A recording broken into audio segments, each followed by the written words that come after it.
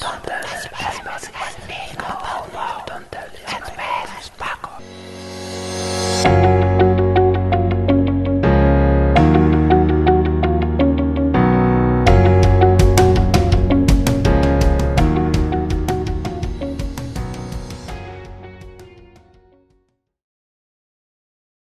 Hello everybody and welcome to the December 10th and last edition of the BannerTalks podcast for this semester. I know for most of us it's been a long and hectic one, but we're finally at the end of it. My name is Roseanne Cossar and my name is Salvador Cento. Of course, you are listening to the segment where we cover what's going to happen in and around campus for the next 2 weeks, Dolphin Endeavors. Since this is the end of the semester, we will be covering everything that happens from this Friday up until the last event that is recognized on CSI Connect. And unsurprisingly, for this time, that's not much. Because of the lack of events ending the fall 2019 semester at this point in time, we will mention 2 for next semester that are already posted on the website. For the 2 events that are in the following semester, way off in the future, another banner meeting, this one on January 30th at 3 o'clock, and then we have an ultimate gaming event held in 1C's Green Dolphin Lounge from 2:30 to 6:30 p.m. The last one was quite successful, so I could see why it's being run once more. But just a word of advice, and really hope this gets remembered, there's a reason why deodorant was created. And that is it, ladies and gentlemen. The fall 2019 semester has come to a close. But Dolphin Endeavors is not over, not by a long shot. For the first time, we have a guest on the segment, and his name is Eric Sogo. Not only is he a graduate of the College of Staten Island, but he has some very high set expectations when it comes to his future goals. Now, I have heard blurbs here and there about what this organization is about, but won't it be even better to hear straight from the horse's mouth? Eric, why don't you introduce yourself? I know you can do it better than I can. Get it?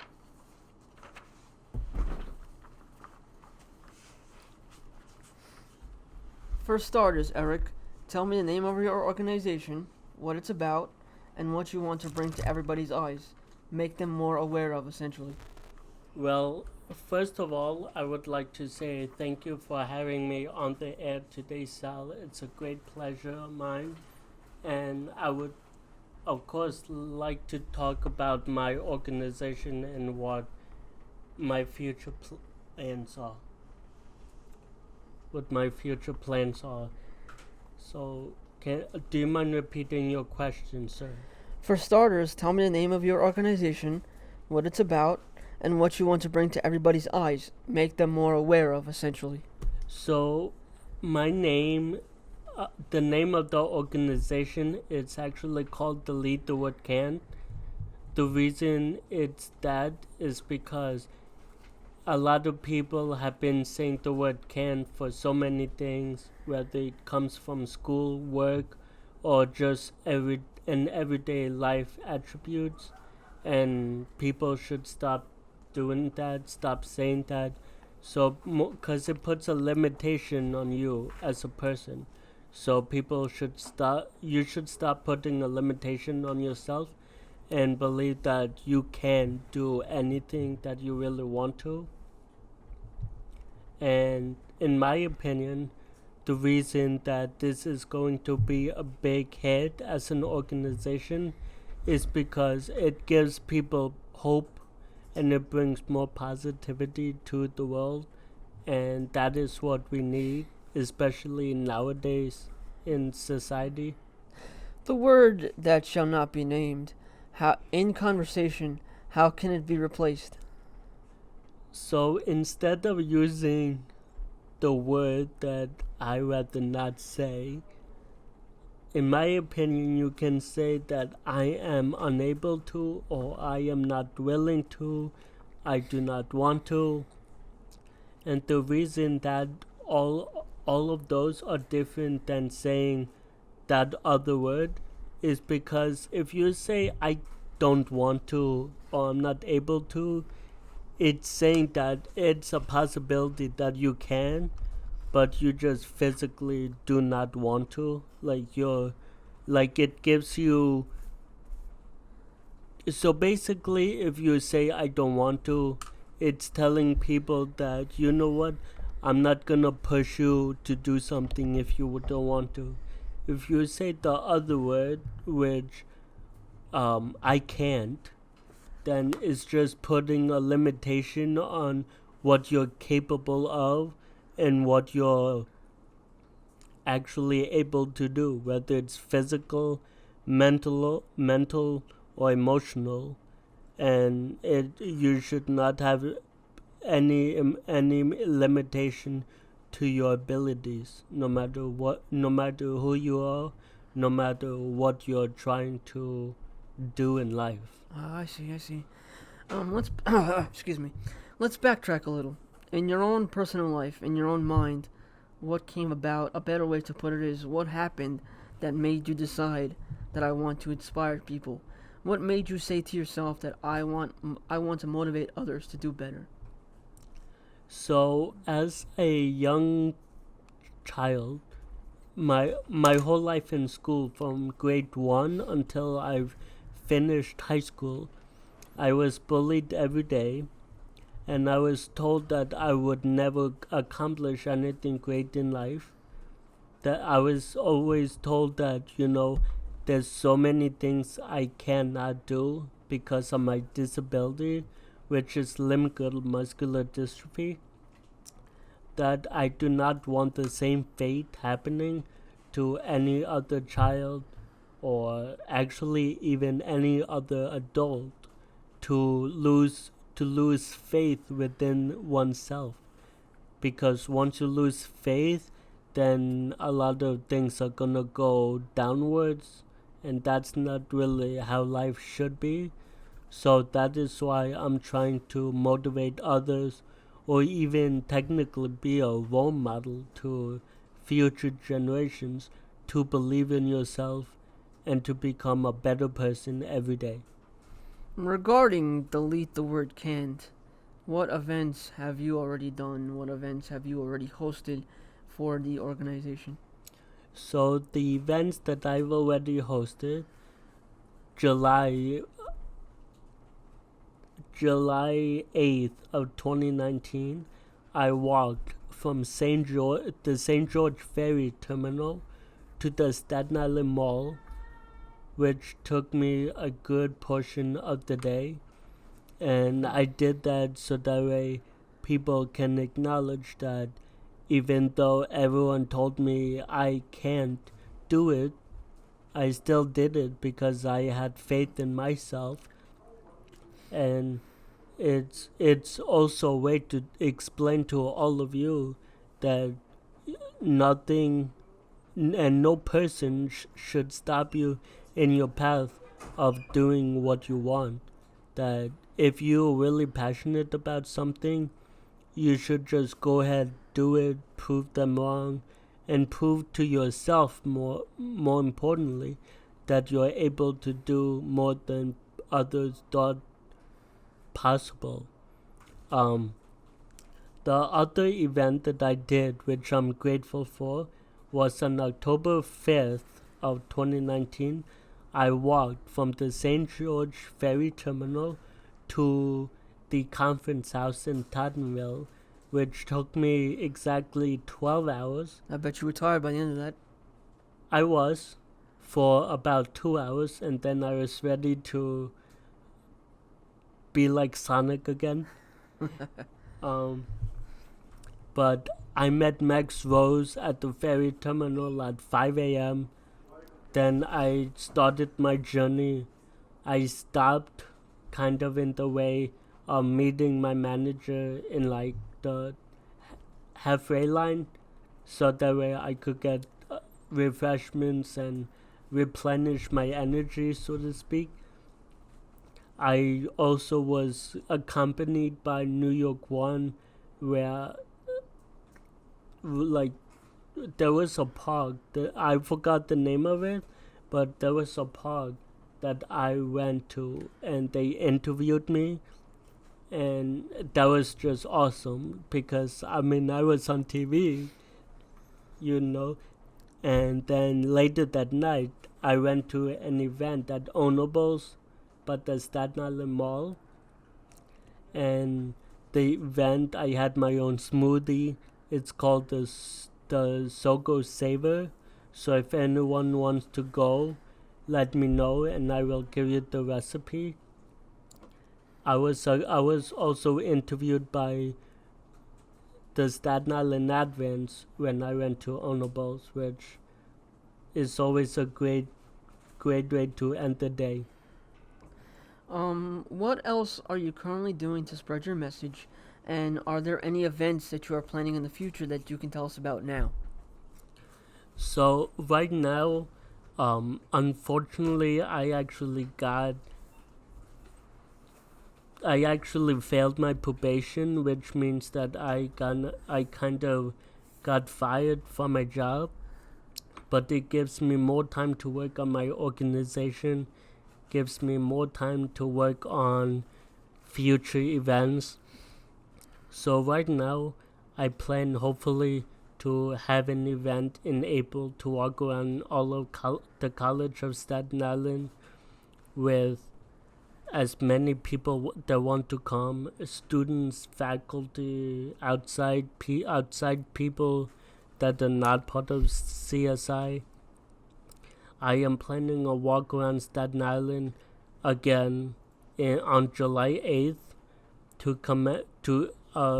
July 8th to commemorate the 1 year anniversary of the short walk going into a longer walk with a lot more people by my side, more supporters behind me. And I actually am planning around October 4th or October 3rd to walk around from John Jay College all the way across the Brooklyn Bridge, so that like a little festive, so that way more people from different boroughs can come along, can experience the joy that I experience, and more supporters can come. I could get a lot more publicity, more or less, and it would just be an awesome experience, especially since it's August, which one of my favorite months. Sounds like you have everything jotted down and ready to go. That I do. Okay. Okay. My manager Sal is always helping me create ideas, create products, whether it's a wristband or a T-shirt or something else down the line, possibly. And I've been receiving a lot of support from him. So. And to bring this full circle, what would you say to other people that strive to bring a message to the world, but for reasons within their own control and grasp, just don't? What would you say to motivate them? What would you say to those people? So to everyone, all of you out there, what I would say is, you can just tell them to blatantly get off their ass, but I know you have a deeper message to convey. Yes, I wouldn't really say what Sal said, because that is just like a meaner way of saying it. But I would just say, be more kind to not even everyone around you, but be more kind to yourself, because you might think that you have certain limitations, but technically your mind is the only disability, meaning that you can do anything you want, and you shouldn't let your fear determine the kind of person that you are. There's a great quote that one of my fans actually told me, and I love this quote, that when you put a limitation towards something, you are making an excuse for yourself, and every time you make an excuse, that just means that you don't think you can handle something. So you should always stop with your excuses. don't put any limitations on yourself, and conquer anything that you really want, whether someone believes in you or not, or if there's a big scary obstacle, just get through the path and get to the finish line. Thank you, Eric. I hope you've said everything you needed to say, and that is the end of the interview with Eric Sogo. Thank you for having me on. You're very welcome. You're very welcome.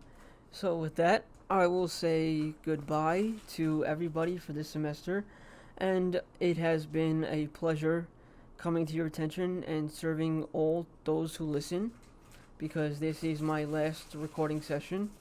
I will be leaving the podcast, and I hope all of you have a blessed day. Hi everybody, and welcome to In My Opinions. My name is Salvador Cento, and today I am followed by my co-host. I'm Dijon Virgo. And today we are discussing the term influencer. Ooh. The term influencer is followed by positive and negative connotations, because it literally means that one person is telling others what to buy, how to live. And in the political world, this is obviously fine, but in the digital world, it takes on a different meaning. What do you think about that, John?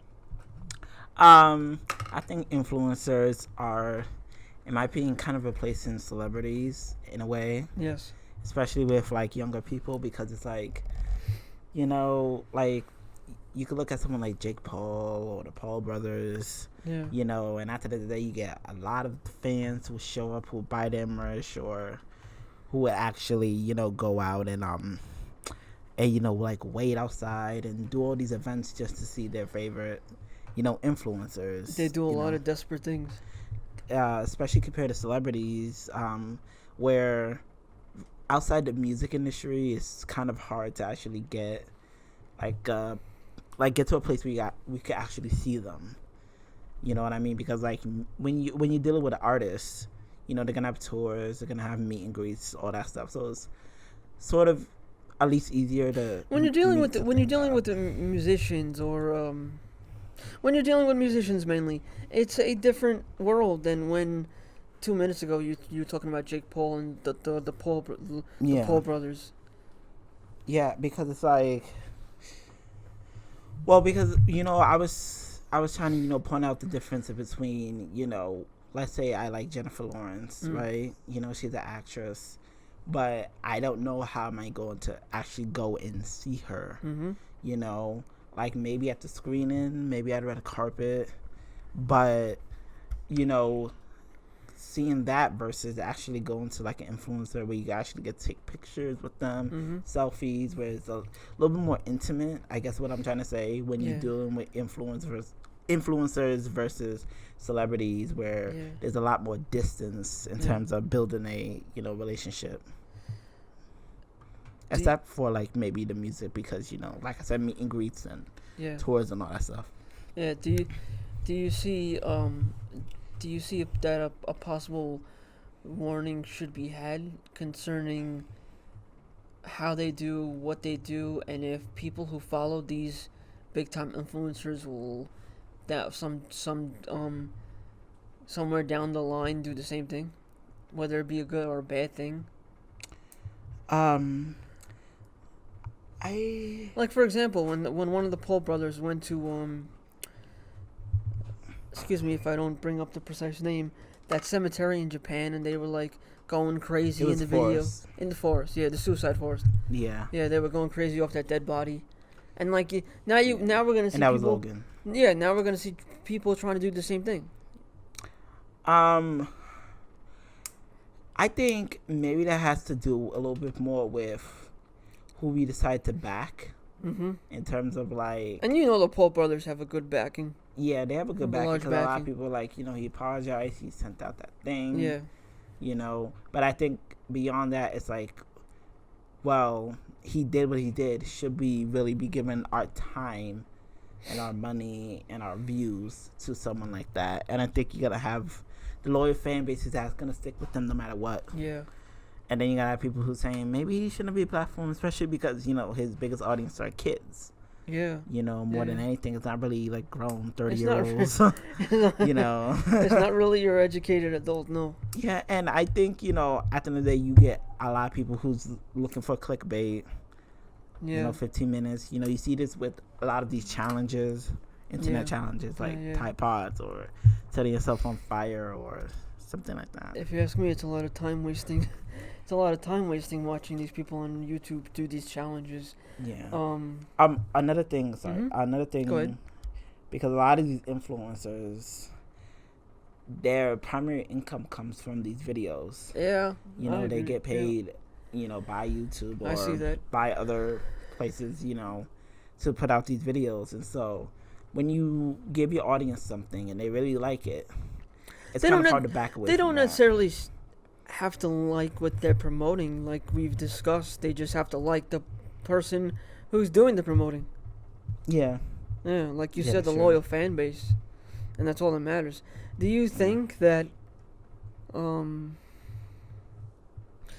there should be more of a warning than there already is, like when promoting these influencers promote products or they sponsor other businesses or corporations? Do you think there should be more of a warning, or do you think it's satisfactory right now?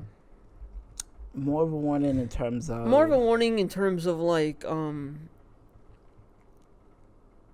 just because I'm saying it, don't do it. Just do the research yourself and then find out if they like it. Because I do think there's a majority. I do think there's a number out there of people that just, oh, because he said it's good, because she said it, I have to buy it. Oh, okay, I understand.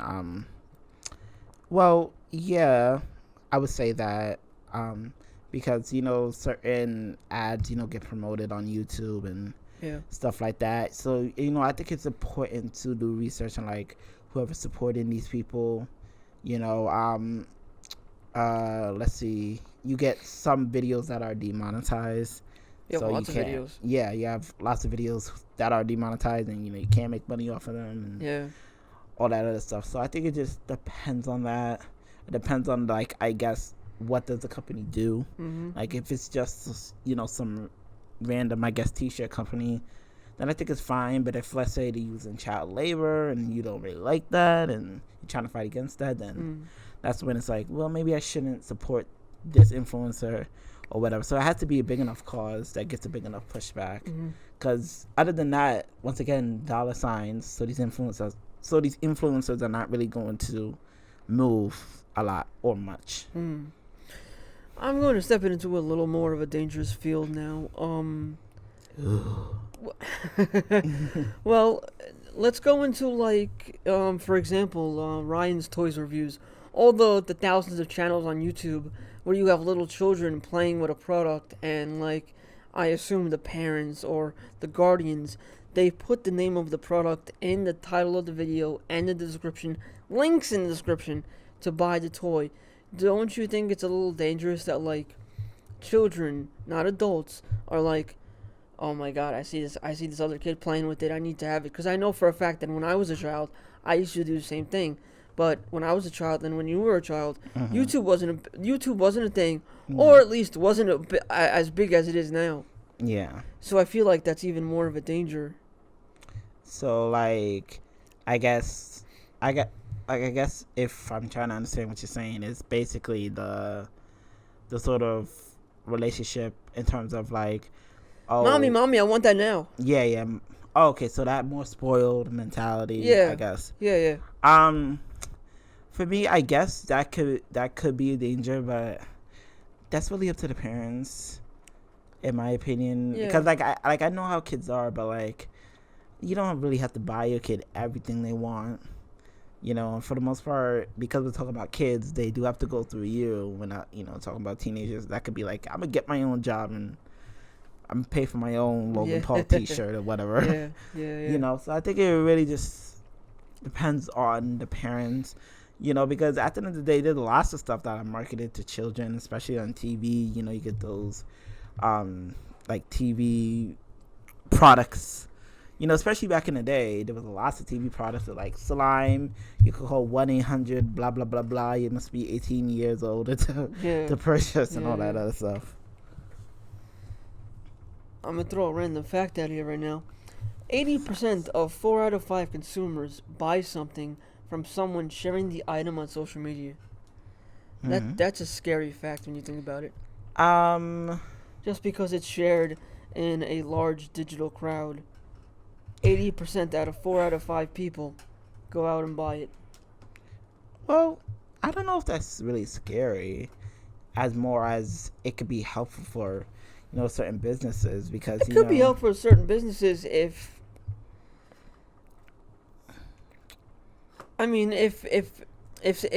knowledge and if it's looked into and the product or corporation, business, whatever, is proven legit and doesn't have any sort of danger or warning associated with it, then fine. But for instance, how do you think TikTok became popular? How do you think other things that are connected to dangerous sources became popular? We can be talking about physical items here, and we could be talking about digital assets as well. Well, it really, I guess it depends on the product, because social media has created this kind of big open, I guess, sea, as you can say, this big old sea that allows people to share things, get information out there very, very fast, sell products. For example, when you go and let's say you search something on Google, right, it could pop up on your Facebook ad. Oh yeah. And it's like, oh my God, they knew I wanted this. How the hell did they knew that? Yeah. I think we all know how they knew, how they figured that out now. But I mean, when it first rolled out, I don't think a lot of people noticed it. Yeah. And I think till this day, some people still don't notice. Yeah, yeah. You're 80 and you're 90-year-old people. That's about it. Yeah. I think. But they're about to be gone in a while. But I guess when we're talking about the product and who's selling what, I think it really just depends on what the company is, what is their mission, what are they selling. Because kids could be easily influenced. There are certain things you probably don't want kids to buy, but for one, you as a parent has to obviously take responsibility, has to make sure what is your child doing, what do they like, obviously they have to go through you to get whatever they want. Yeah.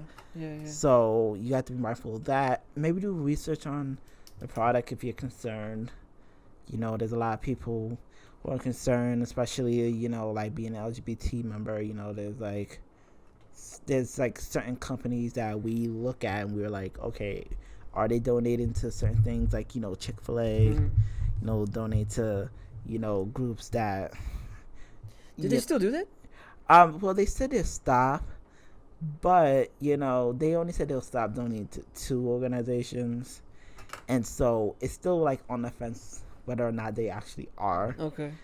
Because they said they stopped 2, but they funded more. Okay. So it's well, you're still funding, organizations. You just stopped funding 2. Yeah.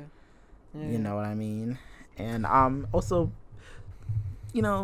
it's best for at least some people. It's best to wait a little bit longer and see where things go.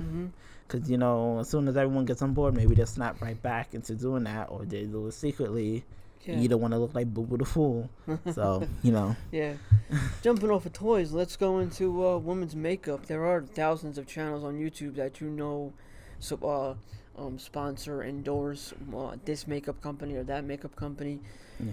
Do you think you have makeup people who do tutorials? Yeah. Like Jeffree Star, and then either at the beginning or the end of the video, they're like, "Oh, this makeup was brought to you by yada yada yada." Yeah, you got Olivia J. Yeah. Who just came back to YouTube actually with her video. In your opinion, since apparently you watch them more than I do, because I don't. Well, I really don't watch them. Okay. Because I don't like. I'm gonna be honest. I really don't like Jeffree Star like that, or Shane Dawson, or James Charles, because, for one, they just because even though these makeup products are brought to market, you can it can be seen that these makeups can cause harm to the wrong person. Well, yeah, because they were like, I forgot her name, but there was this What happened? makeup person, and she sells her product, but when some people got it, it was really damaged. Like the lipstick was damaged. It was like falling on out. It was so dry and crisp, and it was just terrible. Like when people so it wasn't even the shipping company. It was the it was the product. Factory, whatever. Yeah, it was the product, the people who were making it, all that other stuff. Yeah. And, there was like this huge backlash. People are like, well, you sold us out and you gave us, shit. Yeah. So we either want our money back or send a new kit or something like that, but something has to be done. And did you do something about it? Yeah, they did something about it. Okay. All right. It's like, be careful out there. Influencers, I was about to say the same thing. Influencers just have to be careful. They have to be careful, make sure their shit is up to par. Yeah, because yeah, they're doing it for a younger generation. They're doing it for a younger generation. It's different. That are willing to just jump up and clamber onto the next big thing. Yeah. So that's basically it. Just a warning. Just a warning to both the influencer and the child/teenager. Yeah. Yep. Okay, so. And that's about it. Yeah, this has been a nice conversation. Yes, thank you for listening to all the viewers out there that listen to this segment as well as the rest of the Banner Talks. Okay, yes, thank you. And we'll see you guys next time with season 2 next semester. So yeah. Yes, I will say goodbye to all of my viewers as I've already told you, I'm leaving for the Banner Talks. Yeah. Yes. And I will Dejan will talk to you later. Okay, bye. See ya. Hello everyone. Welcome to Between the Stripes. I'm Dijon. And I'm Chermo. And today, on our last episode, last episode of the season, what we're going to talk about is, the first topic is going to be this impeachment. That's this vote that's going to happen, today, because we're recording on a Wednesday. Yeah. So right now, the members of the House are debating whether or not to go with impeachment. The way that the Rules Committee has broke down, I guess, the proceedings is that, you have your morning. They had the morning prayer. Right. Even though this will be a separation of church and state, well, that's good. Yeah, exactly. And then you had, Republicans. They had their amendments. Like, one was to adjourn, which is basically just to end the whole process today, which of course failed, and of course wasn't going to happen. And then another one was to censure Gerald Nadler and Adam Schiff, which of course once again failed. So this is just a bunch of delaying tactics, and right. And then I think they did it possibly at around 12 o'clock ish. I may be wrong. They started their 6-hour debate on the House floor. So Democrats are gonna have 3 hours, and Republicans are gonna have 3 hours to say whatever they want to say or make their case or whatever, and then they're gonna vote maybe around 6:30. It could be later than that. Trump, interestingly, has a rally in Michigan tonight as well. So he's gonna be talking about that vote all night. So I can see the speech. So what do you think is gonna happen? As if I need to ask. They're gonna impeach him. Then Trump, his rally in Michigan, he's gonna talk about this all night. He's gonna talk about how bad the Democrats is, how much this is a hoax, witch hunt, whatever he says. How it's a big kerfuffle. That's the word? Kerfuffle, yeah. Yeah, kerfuffle. He's basically gonna cry about this tonight. I already see it. I know Trump too well. I see it happening already. Yeah, because if you read, because he sent Nancy Pelosi a letter, I think it was probably yesterday or the day before, and it was just very, very shocking because it read like a tweet. It was like a tweet, but it was in I guess an official letter form with the presidential stamp and all that. So stuff. Trump wrote it. Yeah, basically definitely he wrote it, because no one, because at the end of the day, Trump is not. At the end of the day, he's surrounded by people who are a little bit more professional. So whenever he sends a letter out, typically it's in more academic terms and more professional manner. Yeah. This was not that. Mm-hmm. He basically sent it saying, this would be a stain on Pelosi's legacy. She'll be known as the one that turned the House of Representatives into a partisan thing. Even though Republicans have done that for the last 8 years before Trump. Paul Ryan ain't do none of that. Paul Ryan did not trying to repeal Obamacare over 30 times. They ain't do none of that. Yeah, saying that. Mitch McConnell saying we want to make Obama one-term president. Yeah. None of that was partisan, right? None of that. This is partisan. I'm impeaching Bill Clinton over not even violating the Constitution. No. Well, because he got impeached because they say he lied under oath. Yeah, he said he didn't have sex with with Monica Lewinsky. Yeah, and they impeached him over that. Made it to a big political event just to turn out he's not going to lose office. And today, I don't think there's any question about what's going to happen. They're going to debate. Republicans are going to do their thing. Yeah, Democrats are going to, do their thing. And then he's going to end up getting impeached. Mm-hmm. It seems like he'll be getting impeached by roughly maybe around the same time that he'll be actually going on stage in Michigan. Yeah. So he may have just gotten the word it depends because maybe his rally be ready tonight, man. Tonight. Yeah, he's gonna say something. Yes, but I mean, at the end of the day, after that letter, I really don't expect anything. And of course he basically laid out because one of his rationales for the letter was that, look, I want this as an official record on the presidential history or whatever, to know my feelings about this impeachment, because when he goes there, he's worried about his legacy, of course, because the first thing when you think of Bill Clinton, one of the first things you think is impeachment, because he's the second president to be impeached. Trump is going to be the third, presumably. Well, if he's not, I think that would just have all of us in a smack in the face. What? You guys did all of this for this? Yeah, for all of it just to fail, and it's just gonna look bad. Once you do this, you gotta go and you gotta just stay on it. But Trump worried about his legacy. Come on, please.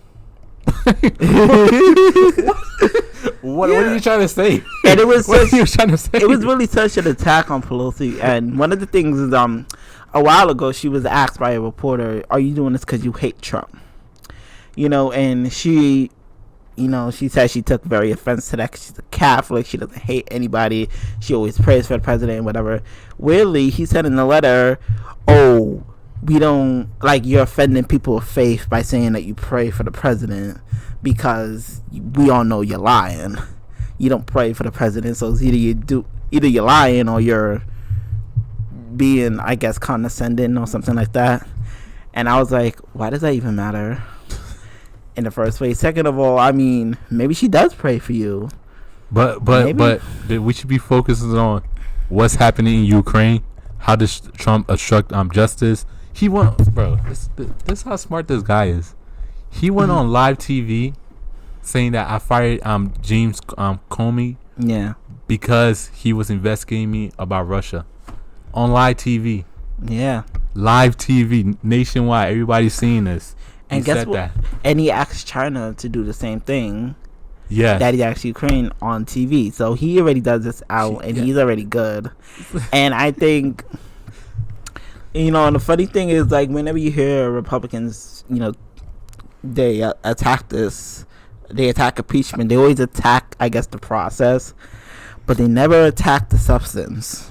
Yeah. And it's well, if this should never happen, you should be able to say, well, Trump didn't do anything wrong. Mm-hmm. And he kind of got Republicans to kind of be more lockstep on that position. Mm-hmm. Because before, there was a lot of Republicans were saying, this is bad, or they were saying it publicly. Now it's they just repeat what the president says.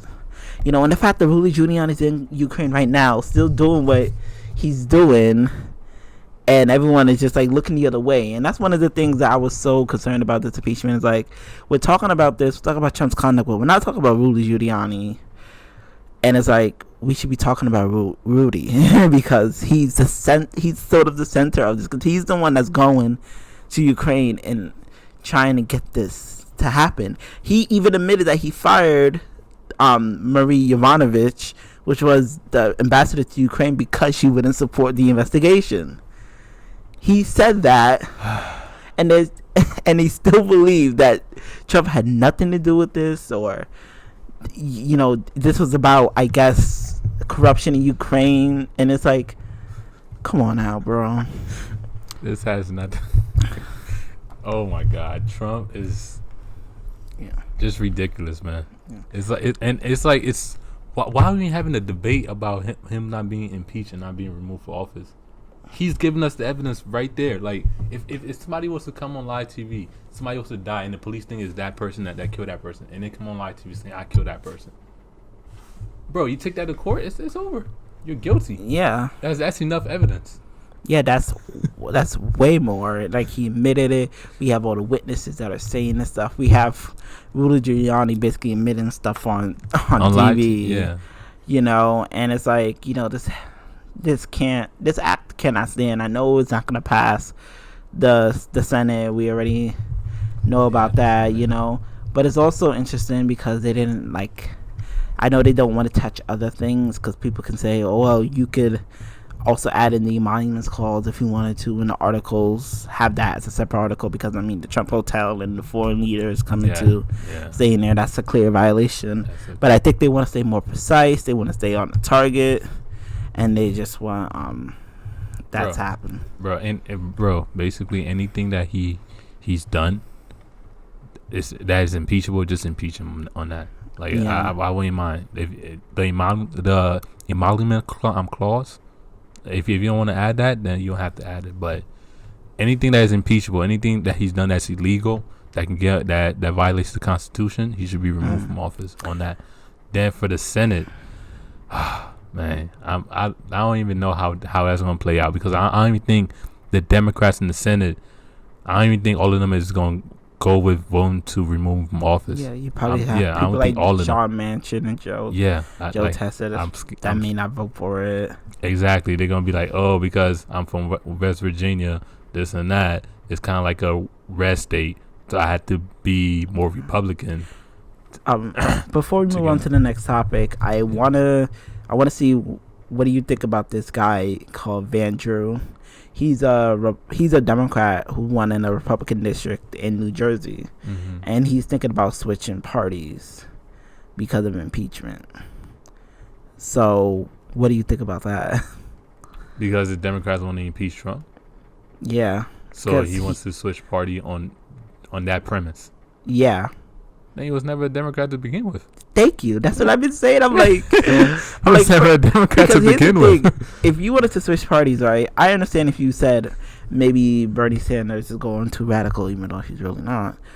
Like, I would at least suspect that a little bit more, because at least you're saying, well, my principles or the way I think is not in lockstep with the party anymore, right? Yeah. But you're just doing it based on impeachment. For me, that's like, there's really no difference between a Republican and you as a Democrat. You're one and the same, because because at the end of the day, you're just gonna vote. Now you're gonna, because you've been voting with the Democrats now, and now you think about switching parties, you're gonna vote with the Republicans. So who are you? What are your principles? Where do you stand on any of the stuff? You don't stand anywhere. You're just someone who's just there to vote for whatever party, whatever keeps you in power, basically. Yeah. So this next topic, we're gonna go across the pond and we're gonna go to the UK. So they just had a general election, I think about a week ago. I think about probably a week about a week ago. And in that election, the results were very interesting, and I say shocking, because of basically the fact that Boris Johnson and the Conservatives won a very large, basically landslide, a very large majority within the within the parliament, and Labour had its worst election since the 1930s. It was That's just crazy right there. Yeah, you see the Conservatives have 365 seats, while Labour only has 203. Wow. And that's less than the Democrats in Congress. So that's, I don't even know.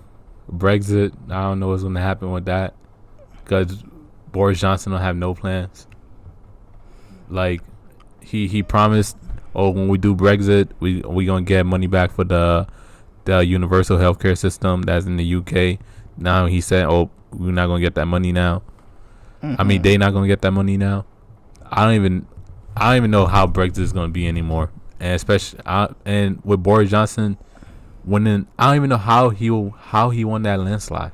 I think it's because of Brexit and Jeremy Corbyn himself. You know, because a lot of people here in America are reading this as, oh, you can't go too far left. You know, this is like a peek into the future. If you run someone like Bernie Sanders, guess what? You're going to have this historic loss for the Democrats. No. I don't particularly believe that. I think it was Brexit. Because I think at the end of the day, you know, a lot of these people who voted for the Conservatives were longtime Labour supporters. They have always voted for Labour. Their parents, their grandparents had. But I think they wanted Brexit done, and I think they want to resolve, and I don't think they want a gridlock. And so many of these places, you know, they voted to leave the EU, but Labour was always shaky on their policy. Because first it was, oh, I don't know, and then it was, okay, let's have a second referendum. And I think for a lot of people, it was just not clear what they stood for versus Boris Johnson, who was like, I'll get Brexit done. If you elect the Conservative majority, we'll get the withdrawal agreement through, and then we'll negotiate and do all that other stuff. Yeah. And also, I think the reason why they voted for the Tories is also for Brexit. Is meaning for Brexit, but it's also because they don't want, like, let's say they do Brexit, right? But then they have the same conditions that they had before. Like before when it was in the EU. They don't want that. Or it's worse. Or something worse. So I think they believe that, like, Boris Johnson can craft this great plan, because Boris Johnson, he's a professional politician. He's a good politician. Yeah, he knows how to play the political card. So I think that he was able to sway a majority of people to vote for him, because he had like this master plan. He could get them to get them a way better deal in Brexit, just like how he promised them to vote for Brexit. He convinced the whole country to vote for Brexit. I mean, a majority of the country to vote for Brexit.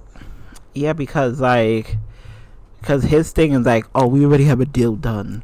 We have it sitting in the oven, as you know, he referred to it one time. It just sitting in the oven. We just need you guys to turn on the oven so it could bake and cook. And I think for a lot of people, even though they voted for Labour, they did vote to leave. And I think a lot of them probably took leaving more important than any other issue, because when you talk about like the National Healthcare Service or the NHS, I mean, very, very, very, very shaky whether or not the Conservatives would sell out the NHS to, you know, American companies and stuff like that, you know. And that was one of the things that Jeremy Corbyn was talking about, how Boris Johnson was basically going to sell out the NHS to American companies and start driving up the prices. And he would. Yeah, he is a politician, so he would do that.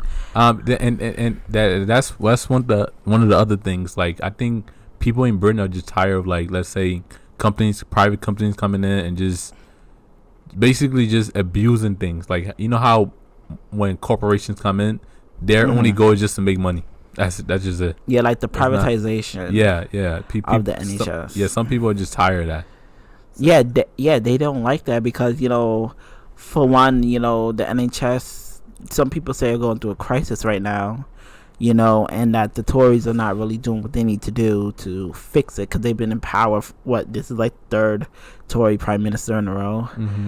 So they're like, okay, the Tories aren't really doing what they need to do, and they thought they were gonna get that, but I think, and it's like also Jeremy Corbyn himself. I think that the media has really smeared him. Yeah. Completely. As an anti-Semite, as someone who's too far to the left, all this other stuff. And so when you're hit with that over and over again, you don't have a positive look of Jeremy Corbyn. And Jeremy Corbyn even said after he won his seat, he even said he's stepping down as like the Labour leader. So when the next general election happens, which is scheduled for 2024, the same day we'll have another election, the same year. He won't be the leader. So right now there's like a leadership race. Who's gonna replace Jeremy Corbyn and all that stuff? Are you gonna have someone who's still that far to the left, or are you gonna try to moderate some of these issues and I guess try to win back those Labour voters that voted Conservative? Yeah. Like honestly, I don't think it was the policies though. Like honestly, I really think it was just Brexit and Jeremy Corbyn himself. I know a lot of people like to idolize that. Like Joe Biden's already saying, "Oh well, look at this. This is a glimpse into the future. Vote for me," and that will never happen. Yeah, that's not. That's not. That's not true. it. That's not it. Like we're the United States. They're the UK. We're going through different problems. Yes. Right now, way different problems. And it's like Joe Biden and it's Bloomberg, and I'm just like, Bloomberg, go away. Like first things first, he's not even a moderate to Republicans, so it's like who you trying to get? And like you're not like these people just need to understand that you have energy in these movements, and you guys are tapped out. You're old white guys that are tapped out. And there's no excuse for that because Bernie's an old white guy. Is he tapped out? No. He's raising the most money out of all these candidates. Exactly. Most donations and all that stuff. Yeah. So, yeah, this has been very interesting conversation. So we're going to wrap things up. Thank you guys for listening. Thank you for tuning into Between the Stripes. And we'll see you in next season, next semester. All right. How's it going, everyone? This is Ruben and Dijon. And this is the Pop-Off. Yes. So the holidays are coming up. The semester's ending. Everyone's going on break. Hopefully everyone gets a nice couple of days off from work as well. Enjoy some hot chocolate and stuff, marshmallows. Everything. Oh, God. It's disgusting outside, but if you got a nice blanket and a Netflix subscription, a microwave, you're good at home. Very rainy here in New York City. God, it's terrible. Today I wanted to talk about something that's near and dear to my heart, which is holiday movies, one, yes, and holiday specials. Oh, I think those two things honestly make up this season for me. I just grew up watching both of those just every single Christmas season. Yeah. So I think that's just something that's like, no matter how old I am, I will always love watching. Yeah, like it's always like just that time of year where you just already know what's coming. You get your family, you guys get together, you do your holiday specials. Or by yourself. Shit. Sometimes family is, you know how it is. Yeah, sometimes family could be, yeah. Mm-hmm. Complex.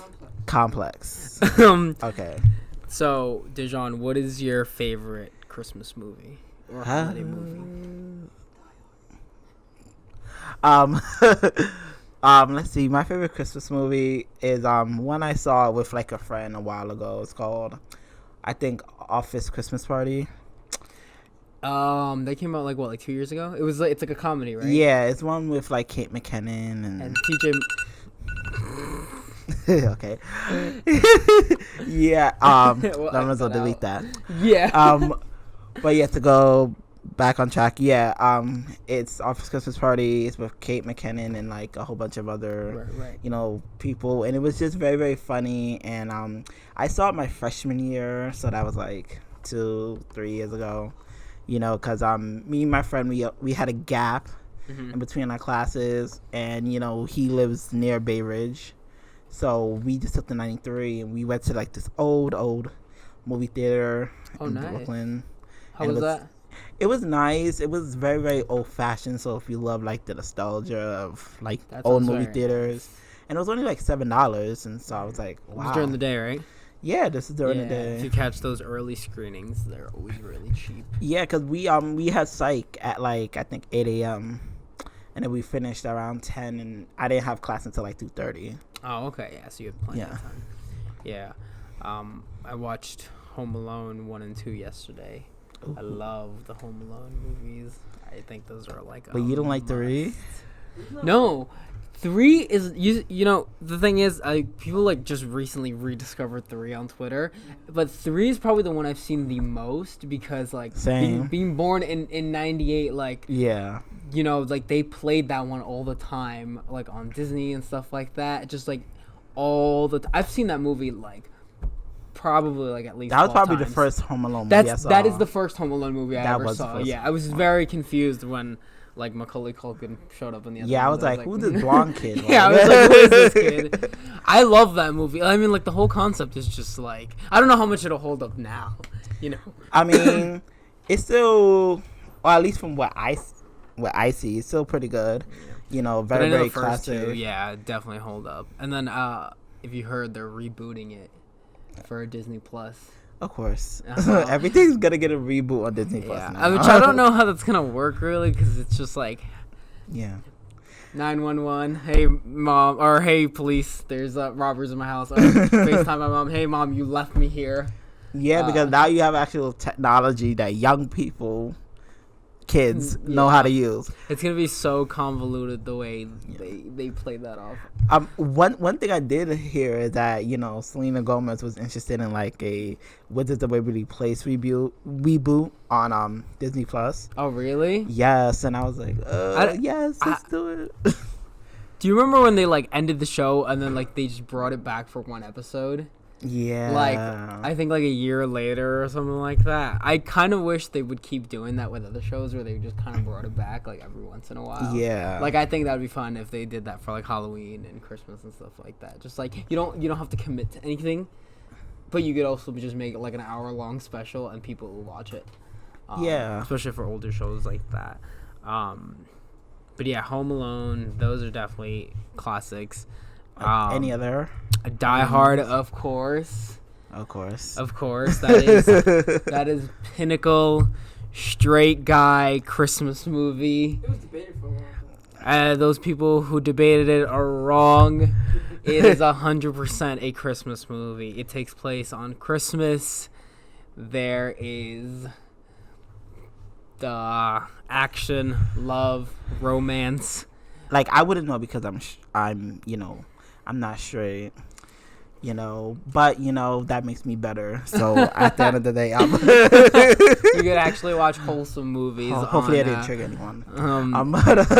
Have you seen Die Hard? I've seen some of it because my dad likes to watch it. It's so good. It's so good. Just like even as quote unquote not a Christmas movie, it's just so good. I don't know about that because I think they should be locked up. But dude. All right. So what you're gonna do before Christmas is you're gonna watch Die Hard. Well, if I watch it, I'm gonna die hard. What better way to spend the holiday season? I'm here with the corny jokes. All right, watch Die Hard 1, then watch Die Hard 2 because it's amazing. Watch Die Hard 3, which is better than the second one. Which one's 6? There's like 6 in them. I know, but I don't count all the other ones. 6? Yeah, I don't count any other ones past 3 because I don't know. I don't know why they were making Bruce Willis. I saw a clip of Die Hard with like Brian Griffin in it. Who's that? From Family Guy. Because he was in Die Hard. What? This is the first time I'm hearing of this. No, it's an episode of Family Guy. Oh, is it? I don't watch Family Guy like that. I don't like Family Guy like that. Oh my god. Okay. But I thought you meant like the actor who does his voice. I was like, really? I don't know. No, because that's Stephen Furlan. But is it? Oh, he does his voice too. I didn't know that. Yeah, But he does a lot. yes, watch Die Hard. It's really really good. It's really Oh my really god, amazing. there's like all these like holiday movies that are coming out now. Like Black Christmas is something I do like too. That's a holiday seen horror that. movie. It's one of the movies that kind of kicked off the slasher genre in horror. So it came out like in the 1970s, like before Halloween came out. Mhm. And Oh, is this a reboot they're doing? well, yeah, because they did a reboot of it that just came out. Mm-hmm. And wasn't really that good. Like, it's better than, because this is the second reboot they did. Oh, is it? Yes, because they did a reboot of it in 2006, which was very, very terrible. This one was at least better, but it still wasn't that good, especially. Is that the one that just came out? Yeah, like, that's literally, like, just last the one. week? Yeah, Uh-huh. but it still isn't as good as the original one from the 1970s. What's that about? So basically it's about sorority girls. Oh my god. And Scandalous. they're like, basically, spending the night in their sorority house and all that stuff. And there's like a stalker guy that's just like in the house who just ends up killing some of the Good sorority God. sisters. You know what that reminds me of? That Wizards of Waverly Place episode where they go inside the movie. Oh, You know what I'm talking about? Where they sneak into that yeah. movie and then they get transported inside. Yeah, then you the got movie that guy with the with the mask. That little- yeah. that was like the first season. I love that episode. Yeah, he got the blow dryer. He had the blow dryer. Yes. I love that episode. Yep. But I like that mostly because, I'm a big horror fan. I like horror movies. As you mentioned And that before, really yeah. helped kick off the slasher genre, which was very successful. Because many people think Halloween kicked it off, but the slashers Yeah, the started to come out 70s was before. big for that. Yeah. If we're doing also, I guess, mixed genres to get into kind of like the second topic is also like holiday specials and the Black Mirror ones. I think they've had more than one, but like, have you seen Black Mirror? Yeah. Do you know the one with John Hamm? The Oh. one with the he's like in the cabin or whatever. Yeah. And his kid. That one's really really good. I watched that I think 2 years ago, and I was just blown away by that. But I like that mixture of genre of where it's just not like, oh, it's Christmas stuff, but it's also like, oh shit, this is something else too Yeah. right now. I love that. Yeah, that one was really, really good. That one was real. Have they done other Christmas ones? I can't remember. I don't think so. No. Because I think right now they're just like experimenting. Yeah, I haven't watched the new season, but I definitely have to catch up on that. But since school is over, that is what I'm trying to do. Catch up on all the stuff I've missed. Any childhood holiday specials you particularly God. fond of? Most of them are anything? cartoon. Of course, that's So, fine. Yeah, yeah. obviously. So like all the old Cartoon Network, specials. So you had the Etta and Eddie one, you had the Billy and Mandy. Billy and Mandy one was one of my favorites. I think I've only Billy ever seen Mandy that Saves one once. Christmas.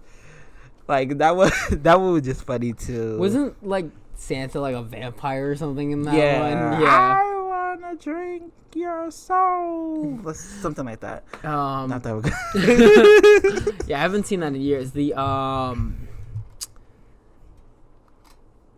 one that's really good is the Mickey Mouse Christmas Carol, the one where it's like yeah. multiple stories. Yeah. Told by like through like Disney characters. That one's really good, I think.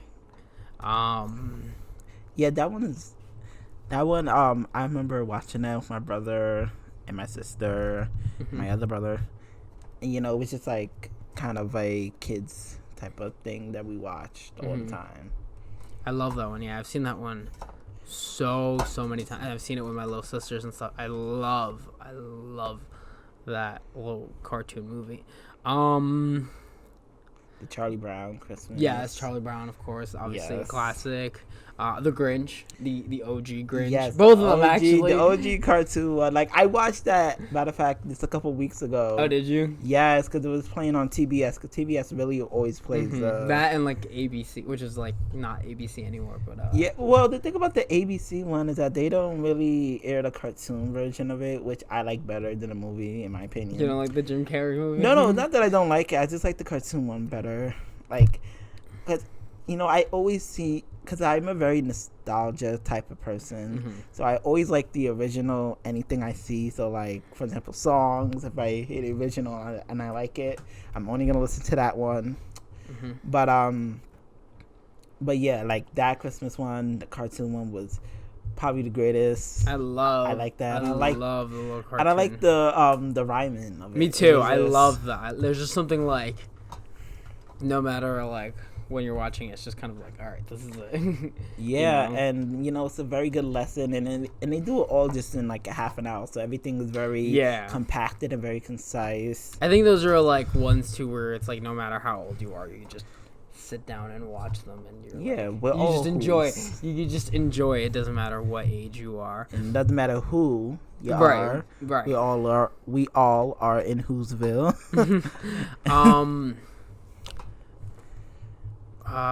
What else is another really good one?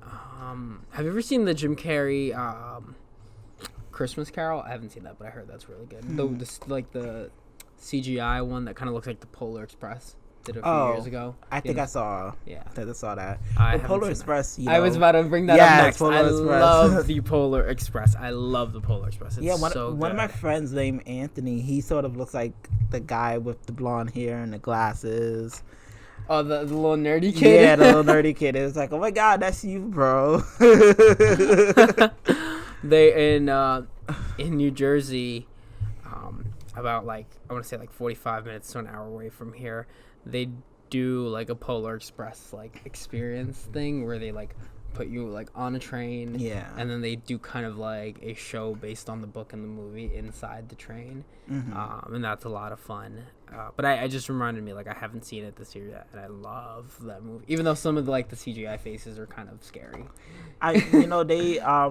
They screened it here at CSI. Oh, did they? Yeah, they screened it like earlier in the month. I think towards the end of November. Are they still doing screenings even though the semester's over, or is that done? No, I think that's pretty much done. Oh, okay. Everyone's on their break. Everyone's trying to go home and I'll watch all that stuff at home. And I have like a very tight schedule this week.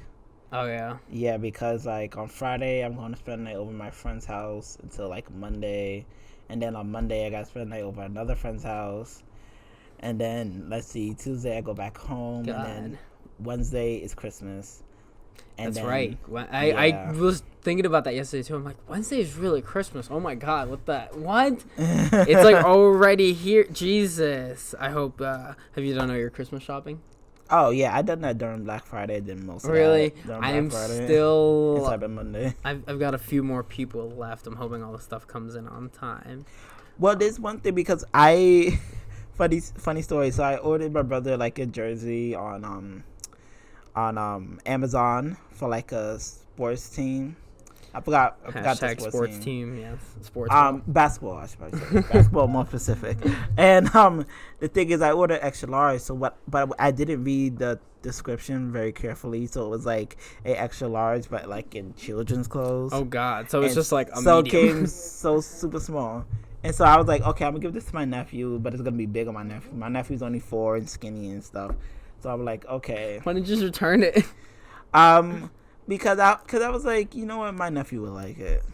He'll like it. He likes basketball. So your brother gets nothing. No, I'm thinking about getting him something. Because what I was gonna do is give him like a pair of jeans I bought from H&M that didn't fit me. So I was like, I was gonna return this, but you know what? I could give it to him as a birthday gift. That is as holiday a spirit Christmas. right there. Taking over Dejan. Well, yeah, and like I had to, and my other friend, because we're doing like Secret Santa. Oh, so that's the nice. limit's like $40. Do you do that for your family or friends? Oh, just for my friends. Okay. And so one of my friends, I bought him like a light up. I guess, lamp Mm-hmm. that has like a guitar on it because he likes Shawn Mendes. So Nice, I was nice, like, nice. That's do cool. that. But I also got him a dildo. So Oh, nice.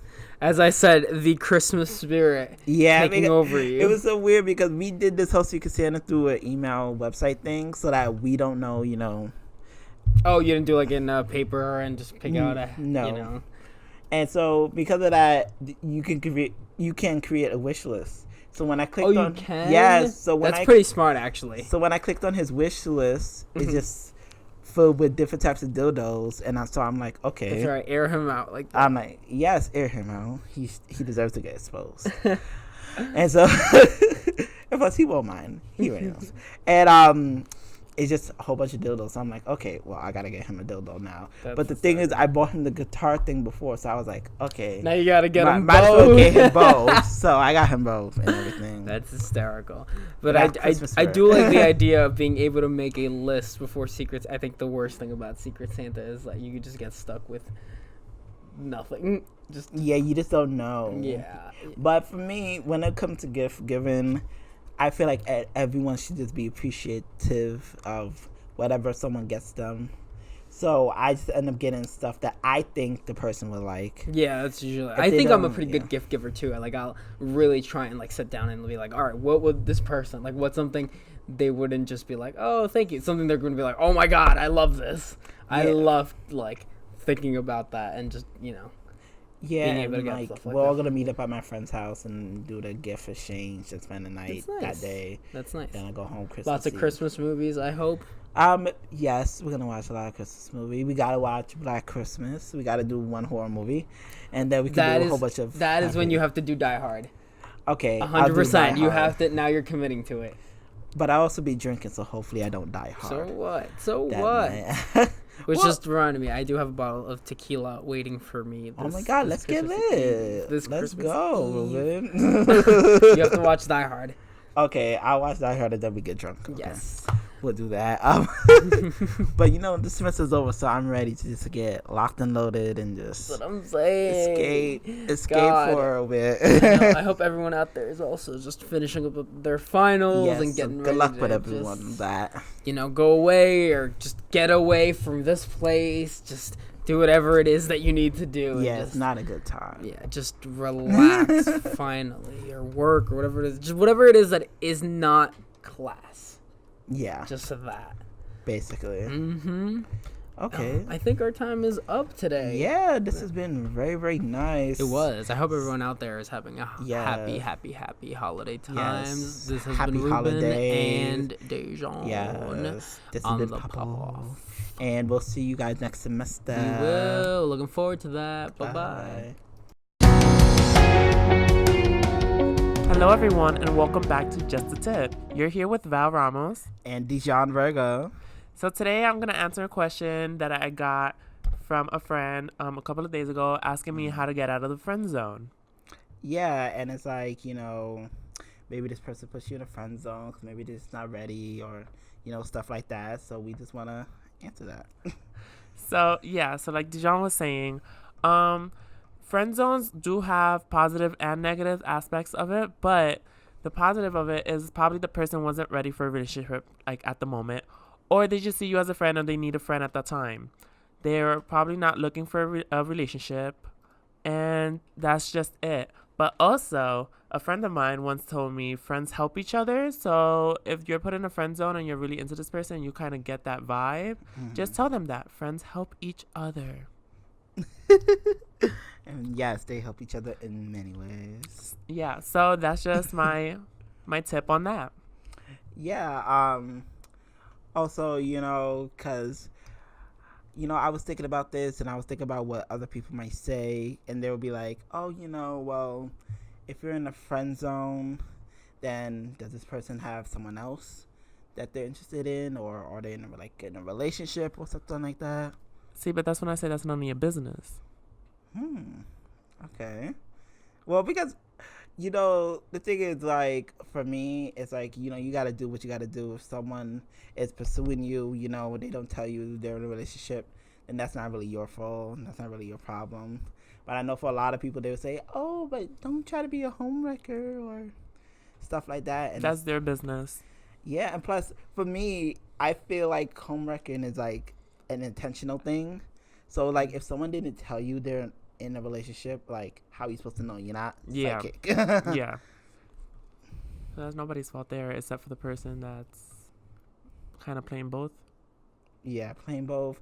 And sometimes you don't have to play both. Maybe people like to be played both, or maybe they do want someone else in a relationship. Well, I don't know. I don't have experience with that. So D, I see you have a couple of questions there.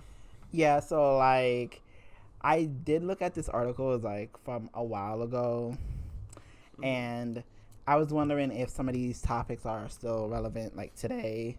Like the name of it is like 10 dating and relationship topics we don't want to hear about anymore in 2013. So 2013, girl. yeah, I know. Wow. Did you lose your calendar? It's 2019.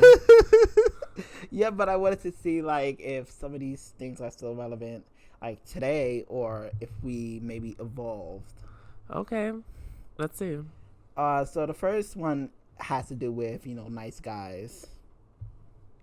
It says we are all encouraged these guys to basically just be the nice gentleman with the perfect nails and all this other stuff. Well, I can't tell you that. Now we're in a generation of spectrums where people can be whoever they are, and a person will be attracted or not. We're not. I don't think we're at the point of looking for perfection. We're just looking for a person's personality, and if it matches up to yours, then you're set.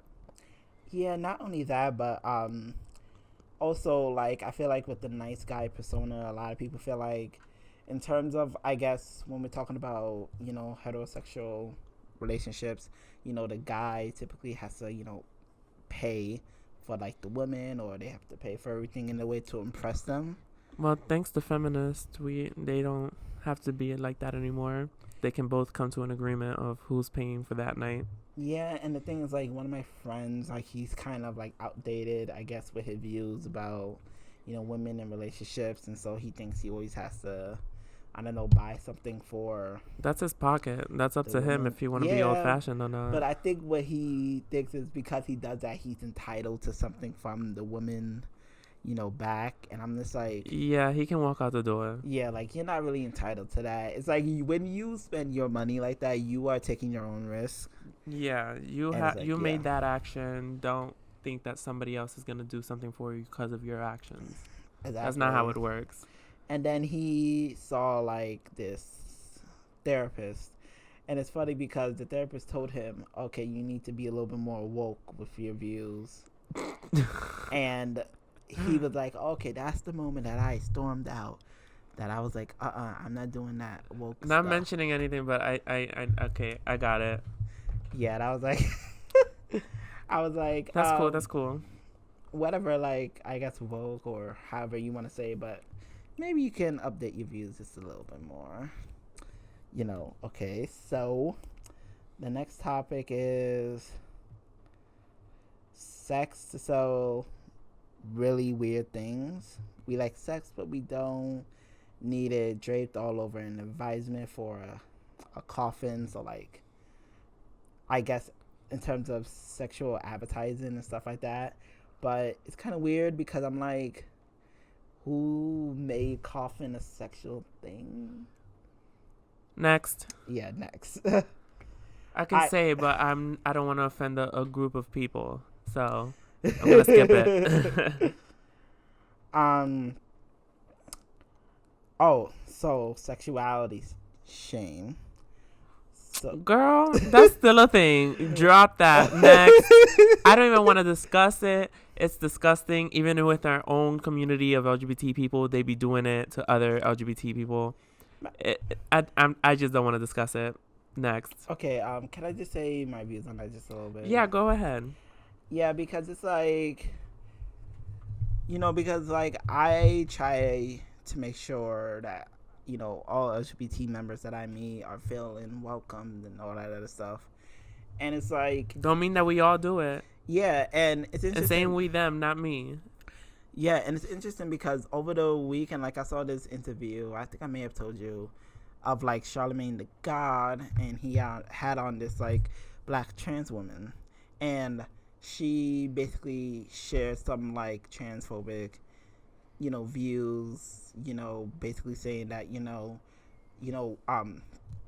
women who become trans are just like, it's because they all been raised by women in the household and there's no men in there, so because they're raised by women, they become a woman, and that they're not really women, they're women impersonators and all this other stuff, and that how like straight men who date trans women are secretly gay, they really just want the what, and they just use everything. All right, got it. Yeah, so I'm sorry, because this really gets me upset, because I'm like, why is this person on doing this? And then I'm like, well, Charlemagne the God is really just saying, yeah, that's how I grew up, that's how I did this. And I'm like, it's probably just because, he wants those views expressed, and he thinks, using a black trans woman is the way to do that. And it's just really I get shocking. that. I mean, the reason why I don't like talking about it is because people within the community shame bisexual people for being bi. Yeah. And all the people in the community just wants is to be accepted and all this stuff, yet you put your views about bisexuality and won't accept a bisexual person just because they are into two genders. And also with that, there's other groups of people that don't like bi people because there's the spectrum of gender, and that there's more than two genders, yet there is bisexual people that will date a trans person because they're trans. Like, they're either male or female or non-binary. A bi person will date them. It's not just saying just that. And then we just shame so many sexualities, and that's just like, that's not your place. That's just not your place to put your opinion in it. And it's like, I think it's because a lot of people, when they look at bisexual people and they try to differentiate it with pansexual people, what they say is that, bisexual people fits into the spectrum of, male and female, and that's it. And they don't really date outside of that, but versus pansexual people who would date outside of that. And I think that's where a lot of people are like, oh, well, bisexual people this and that. And yeah, it's really disgusting. But, I think it goes to show, especially when you add in, like race into the equation and stuff like that. All right. Thank you. Next. Yeah, I just want to say there's just a lot of work to do. And so the next one, it says men who just can't control their impulses. Well, that's still a thing today. I mean. Yeah, because you still have, domestic violence and stuff like that, and, all that stuff. Yeah, that's still current. So another thing is 50 Shades of Grey, and they're saying it's basically taboo, it's outdated, and a lot of stuff that's in it, like I guess the BDSM that's in it is just doesn't represent people who really do BDSM, and that is just whole trash book and stuff like that. I mean, that's just the input of BDSM people, so people that don't do that won't know what they're talking about. Next. Yeah, that's true. Next. Another one that says devastating celebrity breakups, and I'm just like, next. I don't care. Yes, some people don't care, plus that still happens. Question though, since it's like current right now, the whole Camila and Shane, like, what is it? Shawn Mendes. Yeah. That's a PR move, right? I feel like it is. Yeah, because I mean, if you look at them performing, they do the same performance all the time, and then they base. I mean, they only have one song together. Exactly. Yeah. And so, like, for me, I'm just sick of seeing that song performed, because normally they perform that song together, and then they do their own solo songs in another act. Yeah. And I'd rather them just make everything into one. And then the runway, they walk it alone. When they're at the concert, they're together. Camila's about to like go up and kiss him, and then he turns away. And I'm like, I caught that shit. And I was like, oh, all right, PR, great. Yeah, and it's like the same move at every award show that they perform that song. Well, sweetie, that's what they rehearsed. That I don't think they can make it up. Yeah, but it's just, for me, it's like, how are people still eating this up? Like, do you not understand what's happening? Listen. Next. Okay, the next one is Crazy Ex Revenge. And I honestly don't care. Yeah, I mean, but like, what if you was, I guess, stalked by a Crazy Ex? What would you do? when I experience it, I'll let you know. I mean, okay. Haven't dated anyone that crazy that I know of. Yeah. I'm Same. okay. Thank God. Next one is lazy or offensive online dating behavior. And I'm like, we're in the age of social media, so that's still a pretty big thing, I guess. Oh, but, sticking with like LGBT related, you do have that, I guess, notion. I don't know, no, because, you don't have Grindr.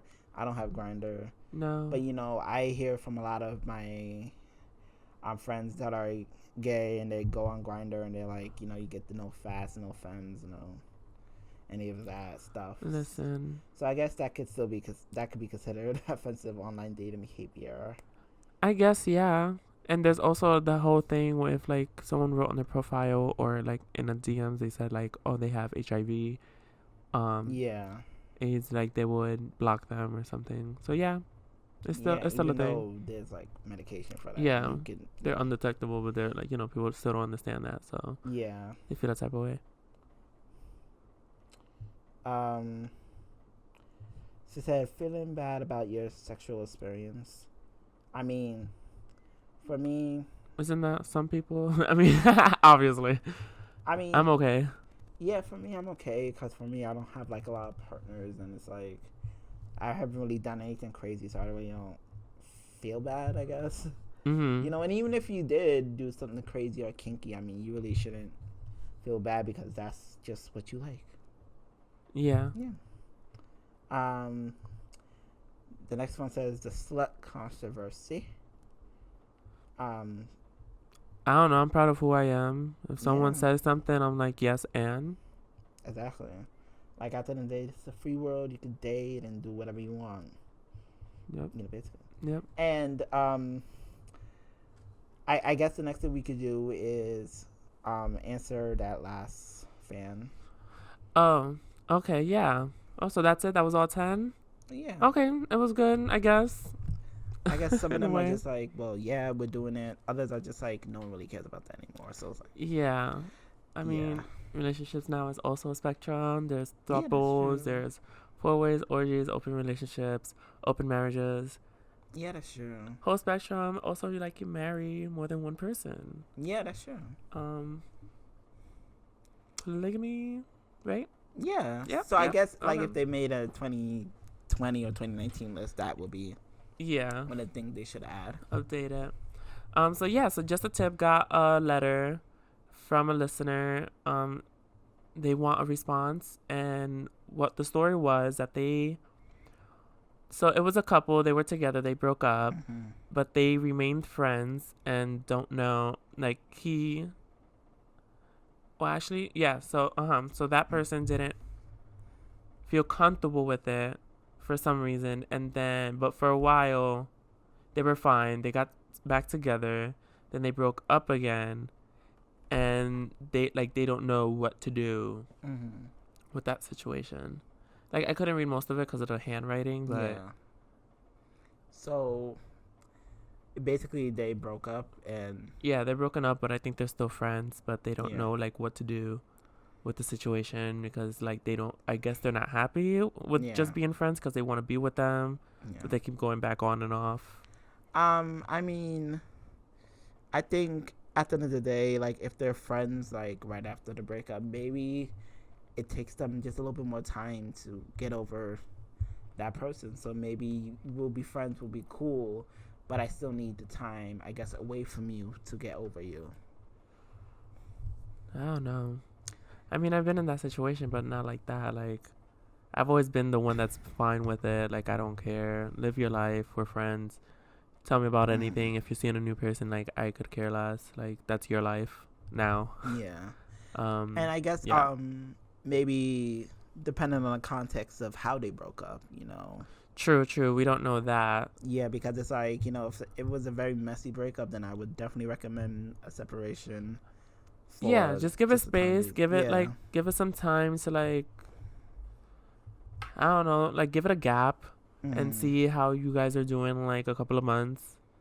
Yeah. And if y'all don't end up being friends, then just live your life. Yeah, because like for me, I did like someone, but that person kind of slept with one of my roommates, and I was really upset at my roommate because that was my friend, and I was like, oh my god, Not the roommate I know, right? huh? Not that one, right? And so I was like, I mean, beyond that, I patched things up with that friend. Yeah. And it's good. Okay. But, the guy I liked, I felt like I needed to talk to him. So I talked to him and I was like, this is how I feel about you. Yeah, we all need closure. Yeah, he was just like, oh, wow. Wow, I didn't realize that. I didn't know. Whatever. Anyways, I ended up sleeping with him like a year later. But other than that, like, I think we took some time apart, and that was good for me to like live my life and like get over that whole situation, and now we're good friends. That's good. Hash it out and move on.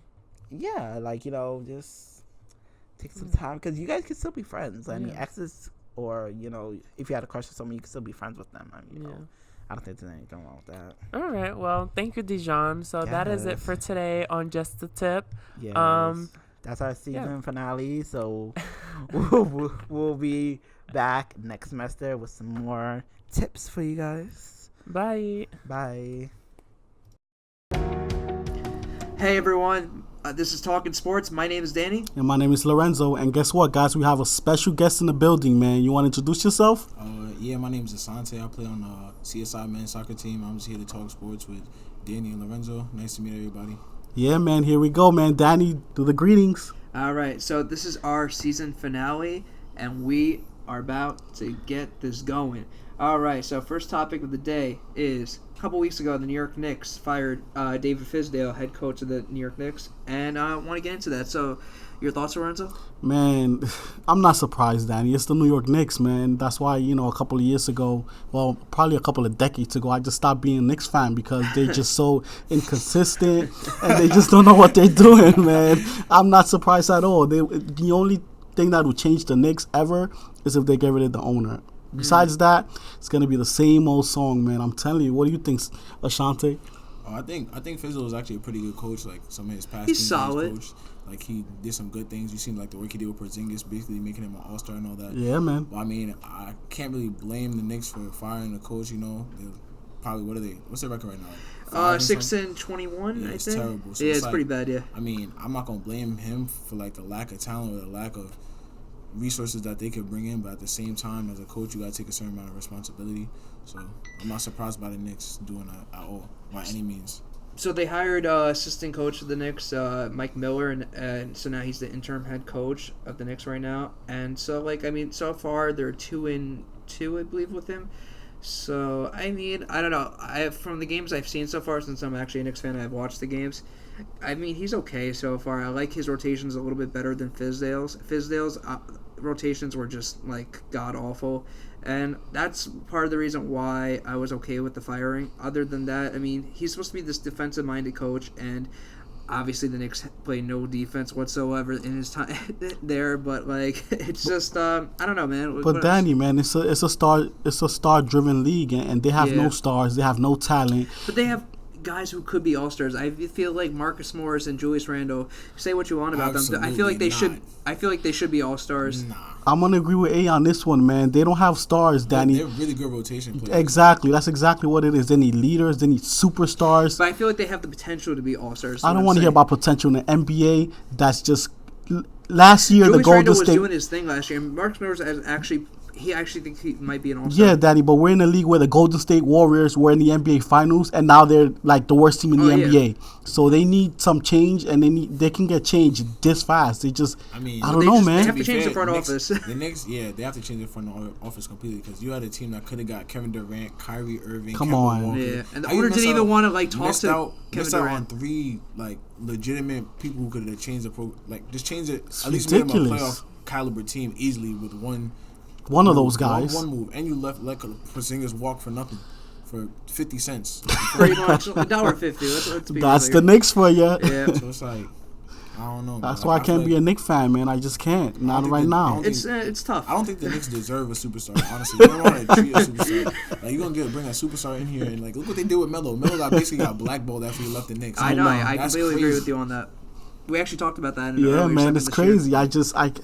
I don't get it, man. And the crazy thing about the city and having a good team, let's face it, guys. The city is magical. If we have a good team, can you believe like the euphoria the city would have with a good NBA team? Yeah, the Brooklyn Nets got Kevin Durant. Exactly. I mean, look, but still, the Knicks, the colors, the history, it's the Knicks. Yeah, it's the MSG. I love those It's colors. exactly. It's the MSG, and then, Everybody comes to the Garden and has like 50. exactly. You know, but the thing is, I was at a couple games recently this year, this season, I mean, and so, I mean, every time, like, the Knicks could be the worst team in the league, and they have been like last year, and it's always the same type of energy. Whether they're losing, they come back. I mean, that's just the Garden, man. I mean, I'm just saying that for Knicks fan, like, I feel like we have like, it could be like you could say what you want about the fans, but the fans really get into it, especially when they're trying to win the game. That's why I tell really you about beautiful. the euphoria. That's where it comes Yeah. from. And with a winning team, man, the city would be magical. It definitely would It's be. crazy. I feel bad for like all the Knicks rookies that come in, like RJ I do. last year and Knox, Yeah. because like they come in, they have a decent year, and then the next year everybody just expects them to make such a crazy leap. No, I'm one of those fans of like I don't unrealistic. expect that. It's like, crazy. Every single player, man. Hardaway, I heard. I don't even catch up with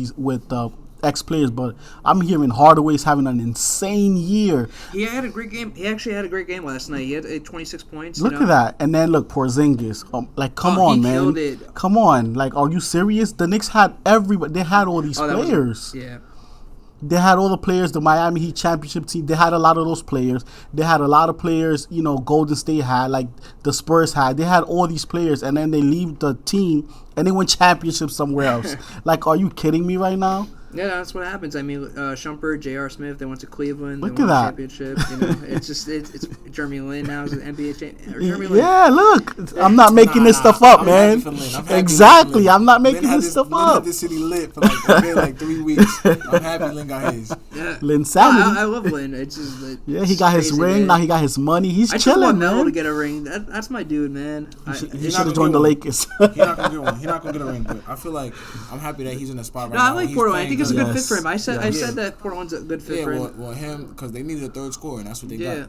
Like, But he can no- get his 25, and it's not gonna affect Lillard or McCollum. You know But what when I'm saying? Melo was on the Thunder in Houston, like he was supposed to be that third guy, and it just didn't work out It's for not- them. It doesn't work out for him when you have like basically point guards who are doing the majority of scoring, who are like keen on having the ball in their hands. Yeah, every Westbrook single was that possession. guy, and then also Paul George was on the Like, team as well, and yeah, then you know what I'm saying? and then James Harden was a ball dominant guard, Yeah, and we he got wasn't gonna give it guys to Melo. We have guys like Dame and CJ who are more Chris Paul, efficient. too. Like, you know what I'm saying? They're way more efficient than Yeah. Harden Harden. and Westbrook. These are more efficient. You know, the thing is, scorers. I feel like Lillard and McCollum, they both like want to score, but so does Melo. But they all want to get theirs at the same time, and they're willing to let Melo do his thing. Exactly. And Shout I out think to their that's what it. coach. It's really their That's coach who coaching, got yeah, the- man. Got the That's- system working. You know what I'm saying? Like, Yeah. I was watching a little bit of their game. Like, I don't think like sometimes like Melo don't be on the floor at the same time as both of them. Or like he has a good rotation. Where sometimes That's Yeah. good three of coaching, them, like you said. sometimes, you know what I'm Balancing saying? out the minutes, and they Yeah. both had 20 plus points per game last night. And you could get all three of them. I think Melo had 23. He had 23. CJ had 30. He had a couple and- blocks, and 3 Dame steals. had I mean, 27, you know Melo what was I'm playing saying? defense. I mean, come on. He only gonna play- he No, but you know, he plays highlight defense. No, but people underrate his defense. I feel like he could be a good like post scoring defender. I've seen it when his time over the Knicks. Like they just because of his laziness. Same thing with Harden. Harden has his moments where he's a I wouldn't decent say defender. it's laziness when you have to carry the burden. That's what it scoring-wise, is, like, yeah. you That's know the what I'm thing, saying? yeah, You have to I conserve agree. Some of your energy. I just feel like the media uses that excuse because just to like Yeah. try to bash No, of somebody. course, But I agree. if somebody's letting you up with scoring, dude, they're not gonna spend 100% on defense too. You have your real players that do that, but at the same time, they actually kind of don't if you're load managing. You know what I'm saying? Anything else? About not really about the Knicks. The Knicks are the Knicks. I'm a Lakers fan, so you know the ball. Man. You know it. Shout out to the Lakers. Us and the Knicks was bad for a certain amount of time, but you know our owners got it together. Or we got Exactly. That's the Yeah. thing, Danny. You Literally can't. in like 3 or 4 years, like, Yeah, you guys got to get You together. cannot get it together in decades. I'm not talking about years. I'm not talking about months. I'm talking about I was kind of decades, sad they let man. Lonzo and all them go, but like they're doing Ridiculous. trash on the Pelicans right now. and it Nah, looks like you it know was why the they better let him decision. go? Yeah. So the next thing I want to get into is since Christmas is coming up, NBA is going to play on Christmas as they Yeah, always man. do. So I want to talk about the 5 matchups. So the matinee matchup is the Boston Celtics against the Toronto Raptors. Toronto the Toronto Raptors will be at home. That's a good matchup. I think it would be a good matchup. But let's break it down. Let's talk about it. Let's talk about the Celtics first. Celtics been killing. I'm not gonna lie. Yeah, but like Kemba Walker coming into that team has actually been a very he's definitely because like they had like three or four different All-Star point guards in the last like 5 years. So it's like, starting from IT, the Kyrie, and he's not like messing up the team chemistry. Like, he's like a humble guy. Come from New York. He could score. He scored a bunch. I wanted him in the Knicks. He's not really like a very selfish player. He works good with Tatum and Brown and the rest of them and let them get into their own groove. Yeah. And he's one of those players that he's gonna get his regardless. He's not really. He's everything that they wanted probably Kyrie to be, but Kyrie, he's a different type of player, man. Kyrie. He's too cerebral. He gets in his own head a little bit too much sometimes for me. But Kyrie's like I said earlier, or in another video, or I'm sorry, in another episode that Kyrie's the type of person that you just give him the ball, let him score his 20. That's it. That's all you want him to do is just score. He cannot lead the team. He cannot carry That's a the team. thing with Kemba. He's a team It's not player. happening. Exactly. Kemba's a team player, and they're doing good. Even when they had Isaiah was great. It's just he was a team player as well. Yeah, exactly. It's just he MVP. got hurt. I mean, that was so disrespectful. Yeah, it's disrespectful. He got hurt, and I hated that so they killed. much. You know, I felt they bad killed for the him. dude. I really did. They cost him about $100 million easy. For real, easily. Yeah. Easy. And then the thing he did with he dealt with his sister, like that's crazy, it was really man. bad. That was a bad look for Boston, but they got it together, and Kemba's a star, man. They got Tatum's an all-star. I feel like he has Jaylen Brown's having an okay year. I mean, they paid him all that money. He's expecting to be this good. Facts. And then you can't go wrong with Brad Stevens. He's a good coach, and I like their team. He's up for coach of the year for me every single year. Every single year. That's it always happens. And he had it once. IT without bro. They went to the finals without IT. Yeah. They went to basically the conference finals without Kyrie. Back like 4 years. Like what was the conference finals last year? Was it Toronto? It was Toronto and Philly. Was it Philly or Giannis or Milwaukee? Milwaukee. So that was like the first time in like 4 or 5 years that Celtics. Milwaukee better make it to the finals this year. I don't think Milwaukee gonna make it to the finals. Don't sleep on Toronto too. Well, we'll talk about Toronto's a good Milwaukee team. in a second. But, Toronto's a good let's talk team. about Toronto. They might actually. I don't know. Milwaukee won like 18 games in a row win streak until like last night. Yeah. Well, let's talk about Toronto. So they're playing. That's the other team getting into Boston. Siakam is. I mean, come on. All-star. Not just all-star, superstar. Yeah, the way crazy. he's playing right now. His numbers are crazy. What is the average? Like 25, 26 and 8, something like that. No, that's It's crazy. crazy, man. Goes to show you, man. Van Vliet, most improved player. Literally, he's going to be the first player to get most improved player back-to-back years. Actually, Van Vliet, he might. It's either him or Devontae Graham because I don't know. Devontae Graham, I think, is going to be up second, but nah, he had what? Maybe he'll get it. He had like 40 the other night, like. Yeah.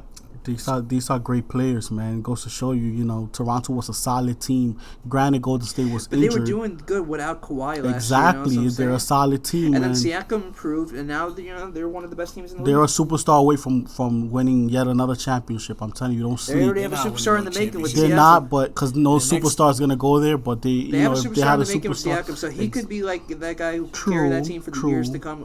Kyle Lowry, they might deal away. Kyle Lowry getting older, but they're not gonna get like I don't think. No, I'm hearing. I don't think they're gonna disrespect him like that. You feel me? I feel like they're very. Actually, that's wrong. Their loyalty's terrible. I forgot what they did to DeMar. I almost forgot. Yeah, that was really bad. That was kind of bad, man. And he hasn't recovered ever since. I think I hurt him in the soul, in the heart, and his basketball game. He's doing his thing though in San Antonio. He went to San Antonio. His Popovich system is different. Yeah, it's different, man. He played really good on Dwayne Casey. If he went to the Pistons, actually, that would have been crazy. He still can. I'm not gonna lie. Well, he's a free agent coming up, so don't sleep. But his value went down. They said he's not a max player no more. They're not even jacking his. Well, he needs to take his little $10 million because even with $10 million, you can live good. Take $10 million, go to fucking. I'm sorry for cursing.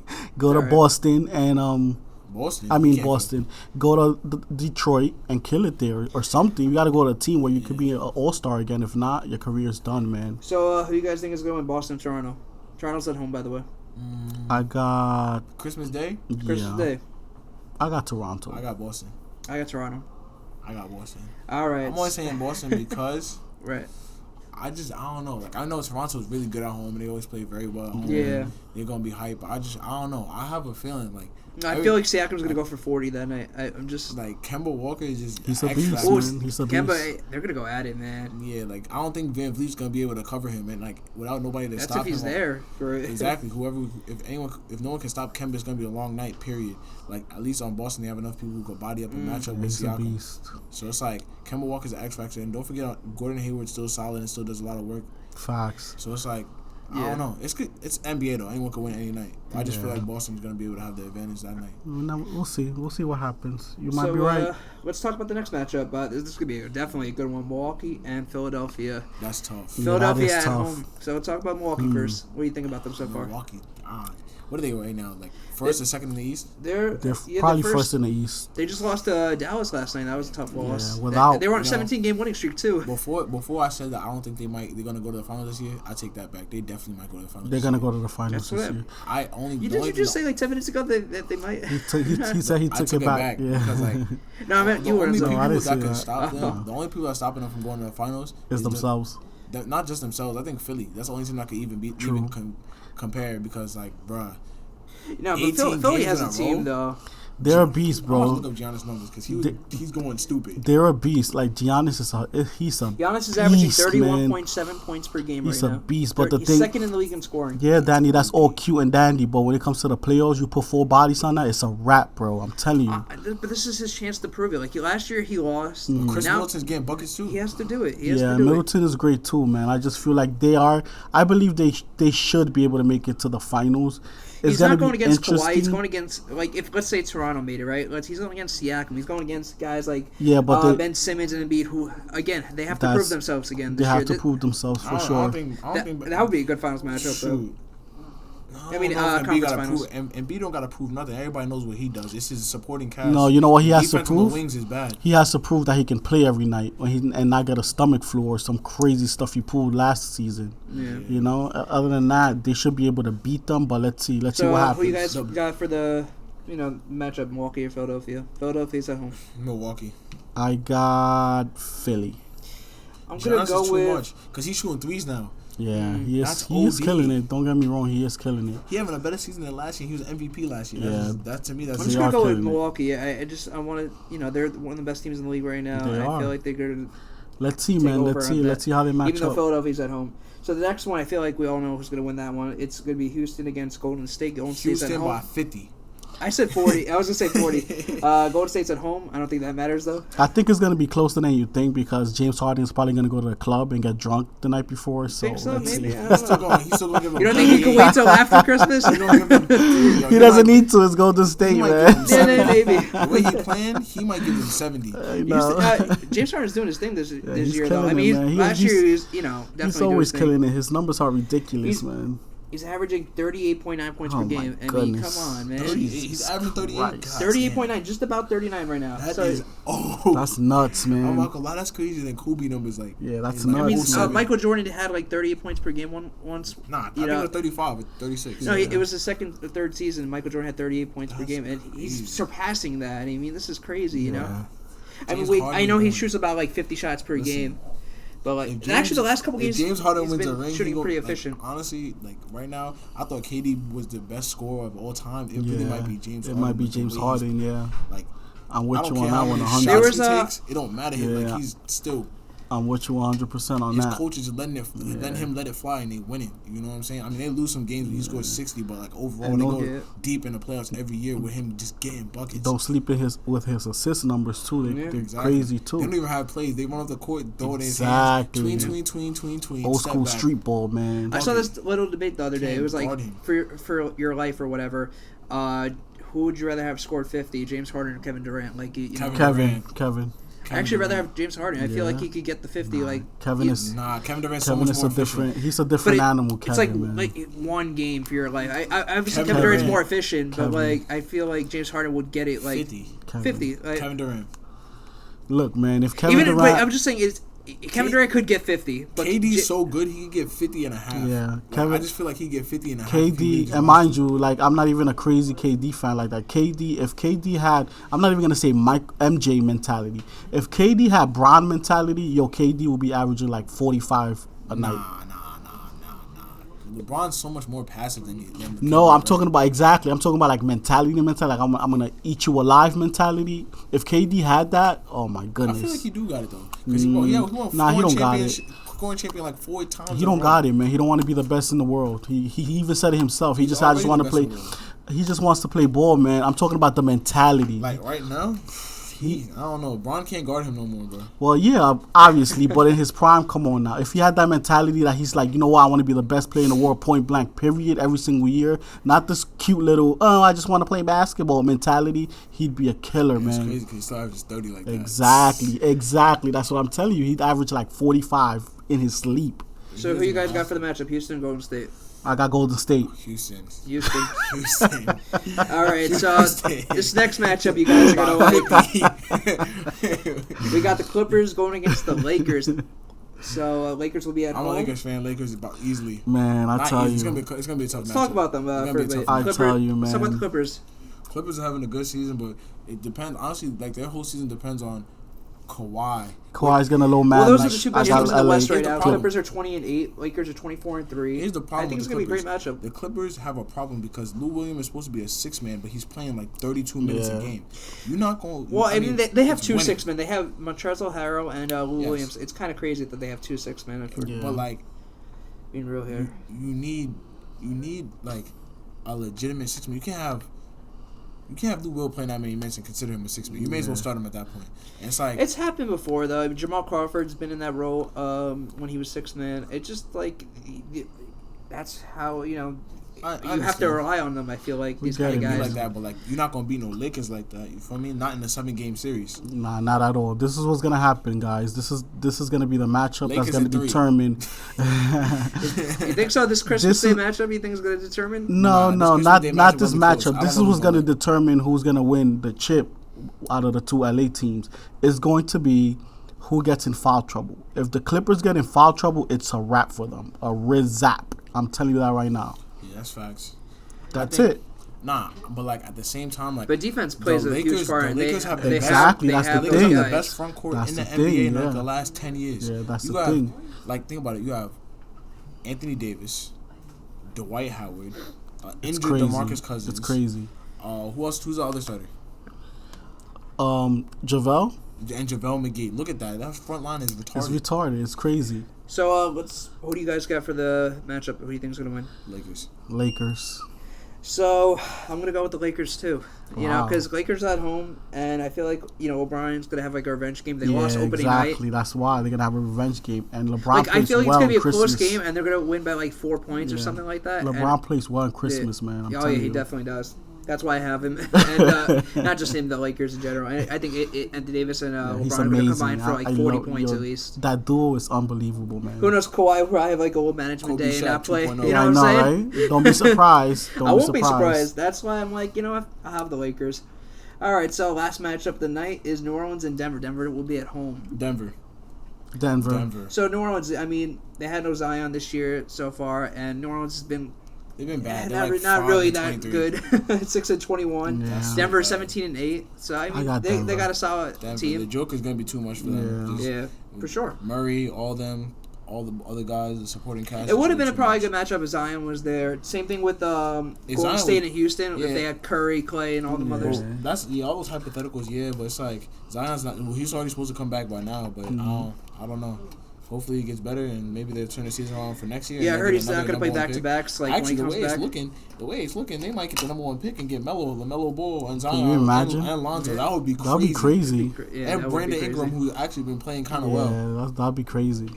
I like that Denver team though, so we'll see what. I mean, I like to think that like they have a chance at the conference finals. I don't know. No, they do. See. They had a very tough matchup with them in Portland. That was very entertaining. I liked it. It's gonna be interesting to see. We'll see. We will see. So that wraps it up for our season finale. I'm Danny. I'm Lorenzo. And I'm Asante. All right, we'll see you guys in season 2. All right, man. Good one. You two guys. And happy holidays. I got Golden State still. Peace.